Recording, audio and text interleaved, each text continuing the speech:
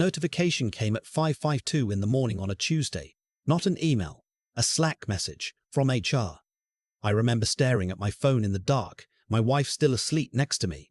The ceiling fan doing its slow rotation above us. The message said to come in 30 minutes early and to bring any personal items I might want to collect from my desk. Just that. No explanation, no context. I lay there for probably 10 minutes not moving. 15 years. 15 years of getting in before anyone else and leaving after everyone had gone home. 15 years of knowing where everybody was buried in that company. Every failed product launch. Every client who'd been on the verge of walking. 15 years of being the guy they called when something was actually broken, and I found out my job might be gone via Slack at 5:52 in the morning. I'll come back to what happened in that HR meeting, because it matters, but not in the way I expected it to when I walked in.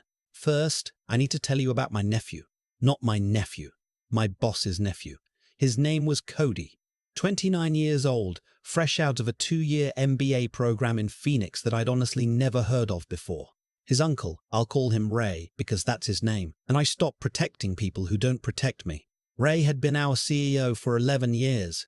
Good man mostly, knew how to read a room, knew how to sell. What he couldn't do was build anything. That was always my job. I was the VP of operations at a mid-sized logistics software company based outside of Nashville. We did supply chain management tools for mid-market manufacturers. Not glamorous, but stable and genuinely useful. We had around 240 employees when I joined. When I left, we were close to 400. I built the operations infrastructure that allowed that growth to happen. I'm not saying that to brag. I'm saying it because it matters to understand what I'm about to tell you. Cody joined the company 8 months before everything fell apart. Ray brought him in as a senior strategic advisor, which was a title that had never existed before Cody arrived and didn't really mean anything to anyone. His first week, he sat in on every department meeting and didn't say a word. I remember thinking, okay, maybe he's a listener. Maybe he's actually going to try to understand how things work before he starts touching them. He wasn't listening. He was taking notes on which conversations to repeat to Ray. By month 3, Cody was CC'd on every communication that went to the executive team. By month 5, he was running our weekly ops review, not facilitating it, running it, meaning he was the one telling my team what the priorities were. My team. I pulled Ray aside after the second time this happened. Politely. I've always been direct, but I've never been someone who's throws a fit over territory. I told him I was noticing some overlap. Asked if there'd been a change to the reporting structure I wasn't aware of. Ray laughed it off, said Cody was just learning the business, said he had big ideas, said I should take him to lunch and get comfortable with him. I took Cody to lunch. He spent 45 minutes talking about process modernization and scalability architecture. Phrases that sounded like he'd fed our company website into ChatGPT and read back the output. When I tried to ask him specific questions about our current implementation, the actual systems we ran, he changed the subject twice and then looked at his phone. I paid the check and drove back to the office thinking, okay, this is what it is. Month 7, Ray called a company-wide meeting, the kind with the catered lunch and the good chairs brought in from the conference room. I remember my director of logistics leaned over to me and whispered, "Is this a layoff announcement?" I told her I genuinely didn't know. It wasn't a layoff. Ray stood up at the front of the room with that smile he does. The one where he's clearly excited about something and wants you to feel his excitement. And he announced that effective immediately, the company was creating a new role, Chief Operating Officer. I sat up a little straighter. He looked out at the room and he introduced Cody. I don't remember the applause. I remember the moment just before it, the second of silence where the room processed what had happened, and I watched 2 of my longest tenured managers look at each other with an expression I recognized. The same one I was wearing. Confusion first. Then the slow, settling weight of understanding. 8 months. Cody had been with the company 8 months. I had been running operations for 15 years and never held the title of COO because Ray always said the company wasn't structured for it yet. He said it as recently as my last performance review, 6 months prior. A review where I received the highest rating possible and a 4.2% raise. After the meeting, I sat at my desk for a while and didn't do anything, just sat there.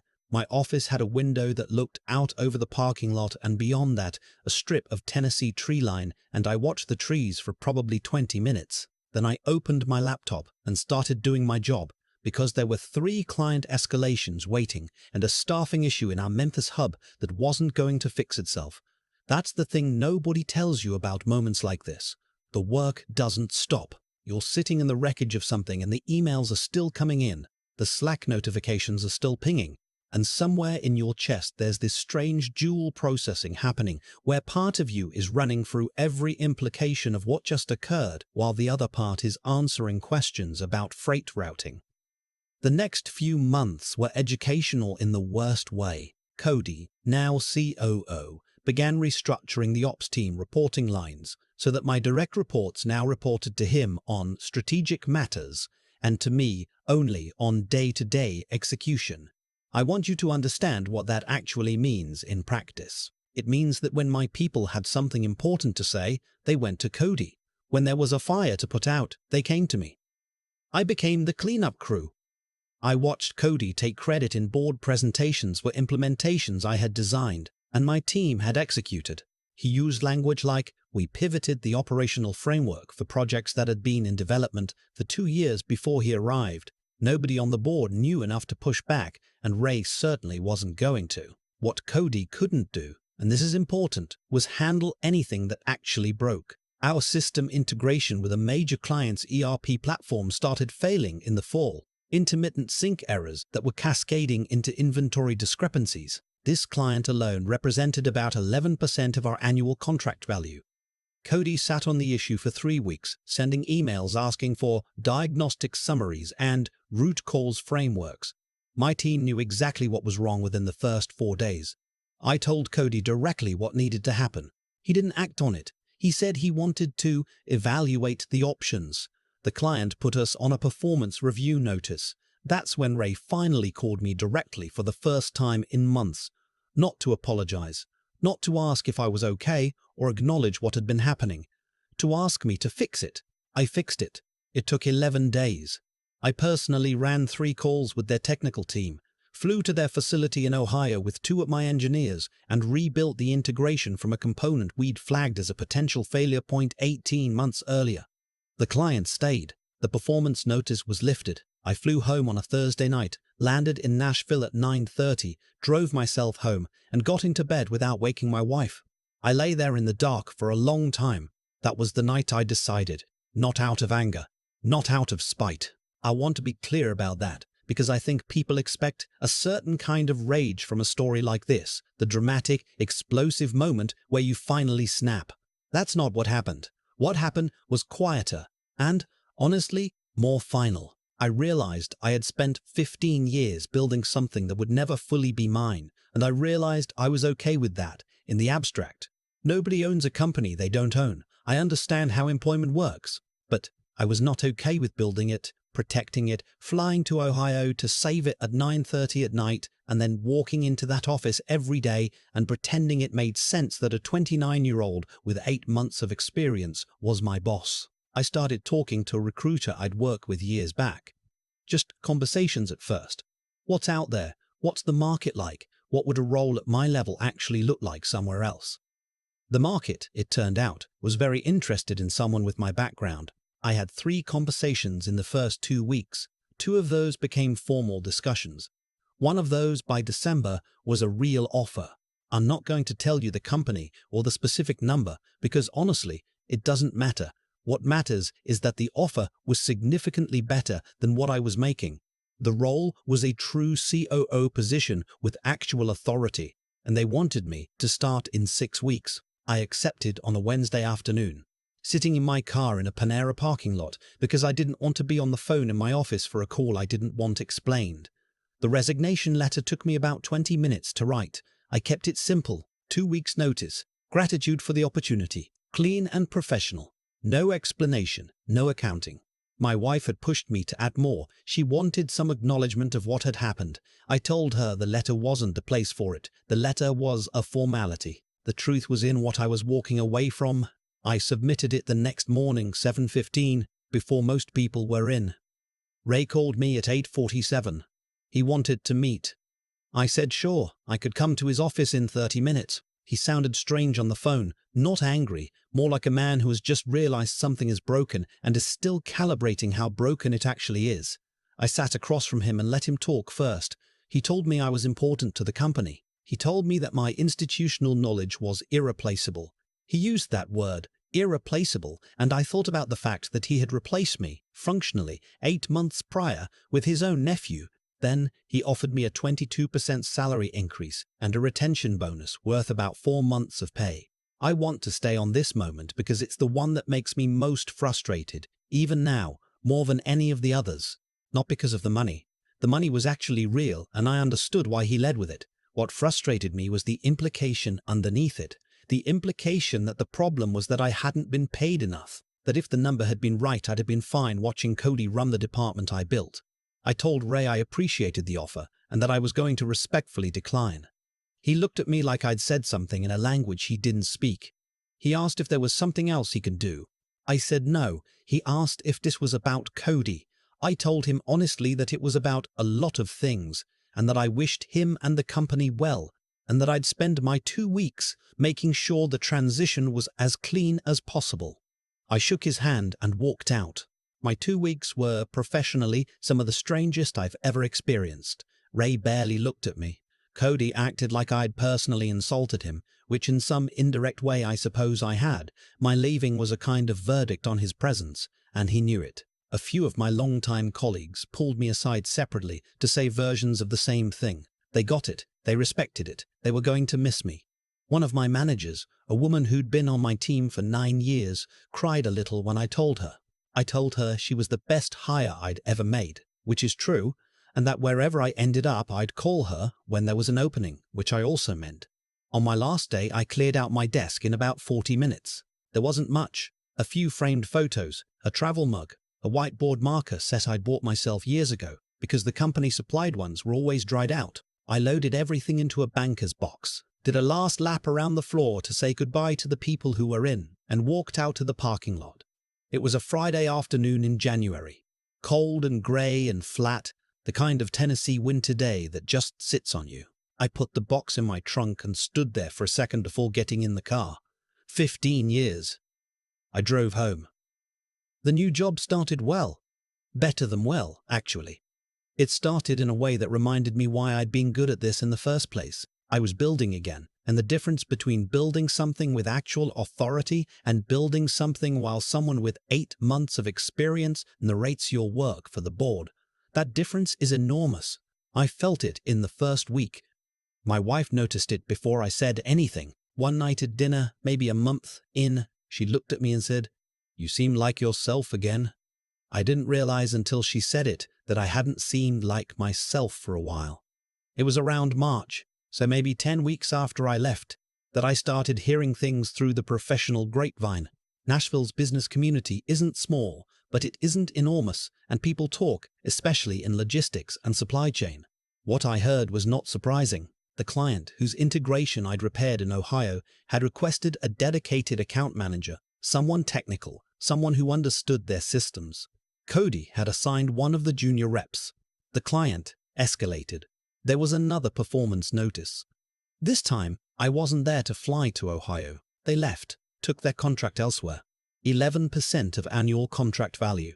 Then a second client, one that had been with the company since I was 2 years in, began asking questions about the technical leadership changes. They had a contract renewal coming up. They decided not to renew. I heard all of this secondhand through a former colleague who still kept in touch. I didn't feel satisfaction exactly. I want to be honest about that. What I felt was something more like recognition. The recognition that comes when a thing you always knew was true finally makes itself visible to everyone else. Ray, apparently, was not having a good spring. I was at a conference in Atlanta in April, supply chain operations event, the kind with the long breakout sessions and the mediocre hotel coffee. I was at the evening reception, doing the small talk circuit, when someone tapped me on the shoulder. I turned around, and it was Cody.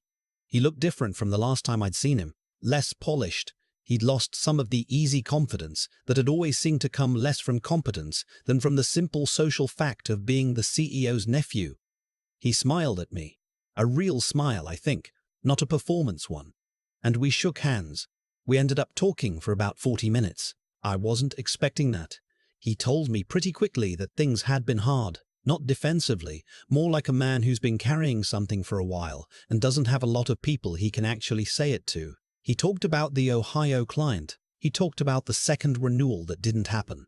He said the board had started asking questions about operations that he didn't always have good answers to.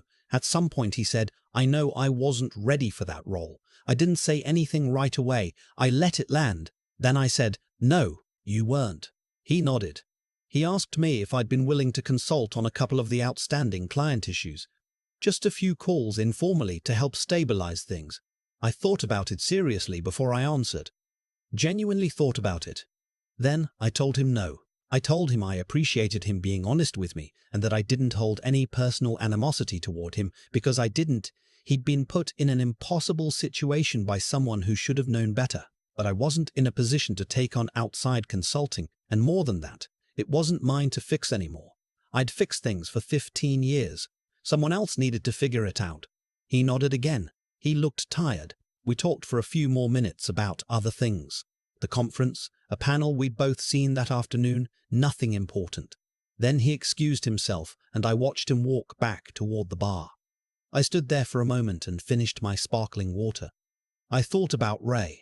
I thought about that afternoon in his office when he offered me the raise and the retention bonus, and looked genuinely baffled when I said no. I thought about the parking lot on my last day, the cold grey January afternoon. The banker's box in my trunk. I thought about my wife saying, "You seem like yourself again." I got a text later that week from my old manager, the one who'd cried a little when I left. She'd been offered a new role. Not at my old company. Somewhere better, she said. She wanted to thank me because I'd written her a reference that she thinks made the difference. I told her she didn't need to thank me. I told her the reference wrote itself. There's a version of this story where I end it with some clean lesson, something about not letting others define your worth, or knowing when to walk away or trust your gut. And those things are all true. They're just not quite the point. The point is simpler. I was good at something. I spent 15 years being good at it, and when the environment stopped allowing me to be good at it, I left. And when I left, the thing I'd built demonstrated, on its own, without any assistance from me, what I'd actually been worth to it. I didn't need Ray to see it. I didn't need Cody to admit it in Atlanta hotel conference room. I knew what I'd built. But I'll be honest with you, it didn't hurt to have them figure it out anyway. I've had a lot of time to think about what actually happened, not just the events. The sequence of them is pretty clear in my head, but the logic underneath it. The reason things unfolded the way they did. Ray wasn't a bad man. I want to say that plainly because I think it matters. He wasn't malicious. He loved his nephew the way people love family, which is to say, he loved him somewhat independently of the evidence. He wanted good things for Cody, and he had the power to give him a shortcut, and he took it. A lot of people would have done the same thing. But here's what Ray didn't understand, and what I think a lot of people in positions of authority don't understand until it's too late. Competence isn't decorative. It doesn't just make things run smoothly. It holds things together that would otherwise come apart. When you remove it carelessly, you don't just create a gap, you create a slow collapse that looks fine on the surface until it suddenly doesn't. I spent 15 years building systems, relationships, institutional trust. None of that was visible until it was gone. That's the nature of operational work done well. When I left, Ray didn't lose a VP title. He lost the person who knew which clients needed a phone call on a Friday afternoon before a contract renewal, who knew that the Ohio integration was a ticking clock, who knew which fires to walk toward before they spread. Cody didn't know any of that. He couldn't have. 8 months doesn't teach you what 15 years knows. The clients didn't leave because they disliked Cody personally. They left because the quality of attention they'd been receiving quietly disappeared, and they noticed. That's cause and effect in its most straightforward form. Actions have consequences proportional to their actual weight, not to how they're announced. What I keep coming back to, though, is the question of what I did with my 15 years while all of this was happening to me. And the honest answer is, I kept working. I flew to Ohio. I fixed the integration. I did the job even when the job had stopped honoring me back. There's something in that I'm not entirely proud of. I probably should have made different choices sooner, but there's also something in it that I think mattered. I didn't burn anything down. I didn't make it ugly. I left clean. That discipline, the choice to act with integrity when you have every reason not to, that's not a small thing. It follows you. The reference I wrote for my manager, the one that might have made the difference in her getting a better job, I could only write it because I left the way I did. The recruiter who took my calls seriously, that happened because I had 15 years of reputation that I hadn't spent on a dramatic exit. Cody, standing there at that Atlanta reception looking tired, asking me for help. I felt something for him. Not satisfaction. More like clarity. He'd been handed something he wasn't ready for by someone who thought love was a substitute for judgment.